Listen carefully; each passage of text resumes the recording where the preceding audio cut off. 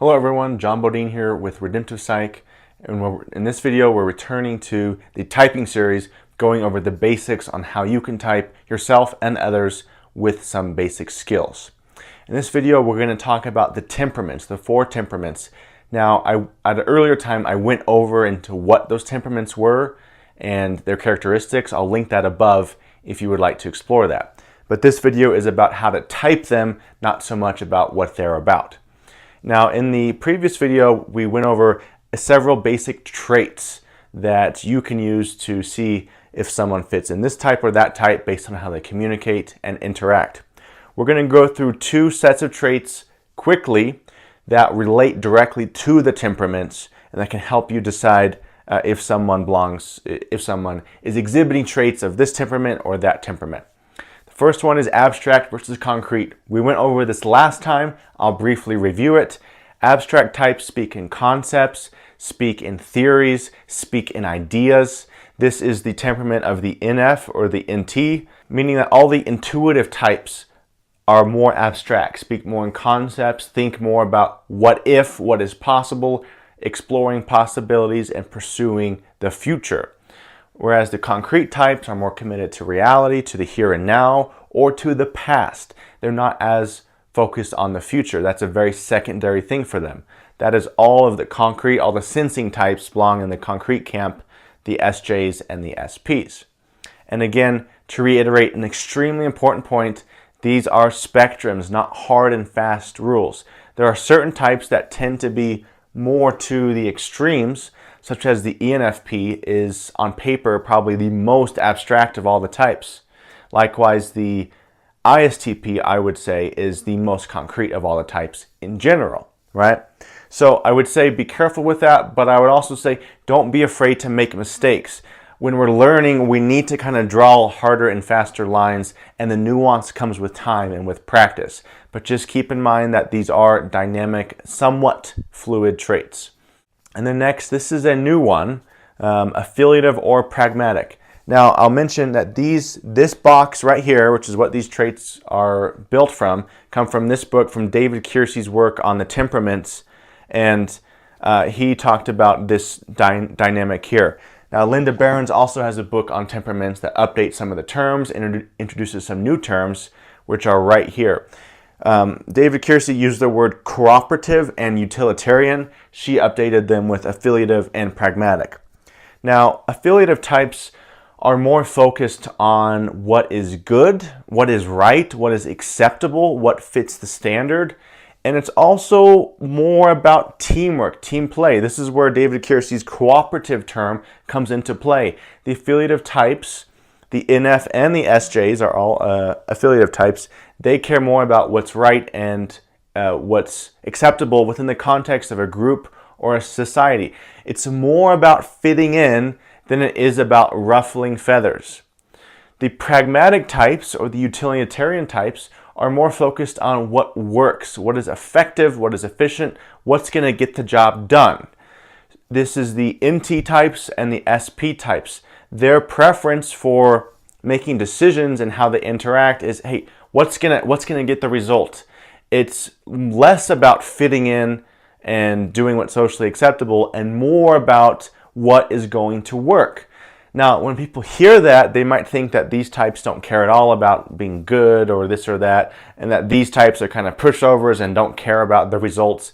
That's not necessarily true. For example, the ISFP, one of the SP types, they have a very strong moral center. They care a lot about what they believe in. They care a lot about their values, but it still means that their process for making decisions is influenced a lot by, hey, is this going to work? Is this going to be effective or not? Likewise, some of these affiliative types really think through things before they do them. It's not just social conformity. They do want to know that it works, especially some of them, and they think through that ahead of time.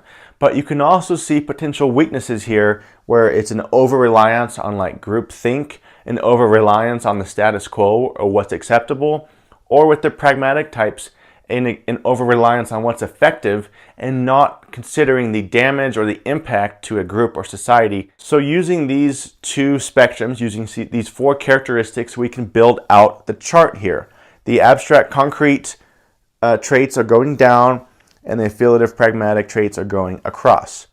Now going through this, if you pick up on a person being abstract, being more conceptual, talking more about what if, thinking more about tomorrow and the future rather than the present or the past, they are likely the abstract type, meaning that they are either an NF, one of the NF types, or one of the NT types. You've just eliminated half the types. Half your work is already done by a single vector alone. If you find out they're more pragmatic, more focused on, hey, is that going to work? More focused on, is that the right process? Is that the effective way of doing it? Not, is it the traditional way of doing it? Not, is it the acceptable way of doing it? Are they more focused on if it's going to work? Combine that with abstract, and congratulations, 3/4 of your work is already done. They are one of the NT types, one of the rational types, one of the theorist types. That was the phrase, the word Linda Barron's used for the rationals. So with that, with just abstract and pragmatic, that is an NT type. And let's say you find a concrete type, someone who's talking more about what is, not so much about what if, focus more on the here and now or the past. Congratulations again, half your work is done. They are not an NF or an NT, they are an SJ or an SP. Then you realize, as you hear them talk, they're more, or watch them work, or watch them make decisions, they are influenced by what is the traditional way of doing something, what is the acceptable way of doing something. Does that violate a social norm? Affiliative types are big time about social norms, especially the 4 of them that are also extroverted feeling users. They're even more aware of what's socially acceptable. So they're concrete, they're affiliative, they're more worried about being cooperative, fitting in with the broader picture. They are an SJ, and you're down to 4 types already. So with this, you can employ this tactic, these tools, to really enhance your typing skills and to practice some self-awareness. Now again, we talked about the spectrum here. The spectrum also exists between the temperaments. Okay, these boxes are very hard and clear distinctions, and we have to start there.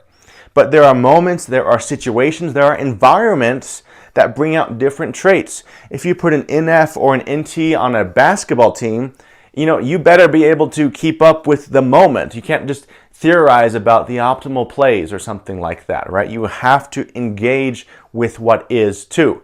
So taking into account environments, taking into account who they're around and how that might influence how they communicate.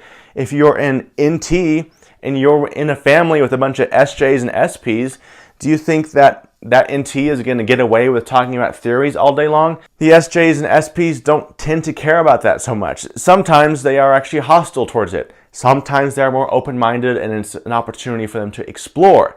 But in general, if an NT is in that environment, there's not much space for that. And thus they have to take on different characteristics.